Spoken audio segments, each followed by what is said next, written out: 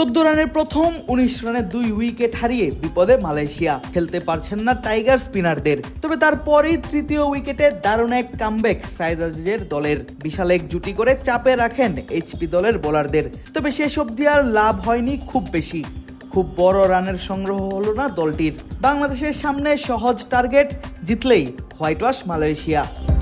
টসে জিতে আগে ব্যাট করার সিদ্ধান্ত নেয় মালয়েশিয়া, তবে সেটা ফলপ্রসূ হয়নি একদমই। প্রথম ওভারেই মেডেন আদায় করেন আবু হায়দার রনি। চতুর্থ ওভারের প্রথম বলেই ওপেনার সাইফুল্লাহকে সাজঘরে ফেরান মিস্ট্রি স্পিনার মোহাম্মদ রুবেল। খুলতে দেননি রানের খাতায়। ষষ্ঠ ওভারের প্রথম বলে আবারও আরেক ওপেনার আসলাম খান ফেরেন 18 রান করে রাকিবুলের বলে বোল্ড হয়ে। দলীয় 19 রানের মাঝে 18 রানই ছিল তার। আর পাওয়ার প্লের 6 ওভারে সেই 2 উইকেট হারিয়ে মালয়েশিয়ার সংগ্রহ দাঁড়ায় 22 রানের। 5+ স্টার রেটিং প্রাপ্ত দেশের সর্বোচ্চ বিদ্যুৎ সাশ্রয়ী ওয়ালটন এসি। স্মার্ট কমফোর্ট এখন নেক্সট লেভেলে।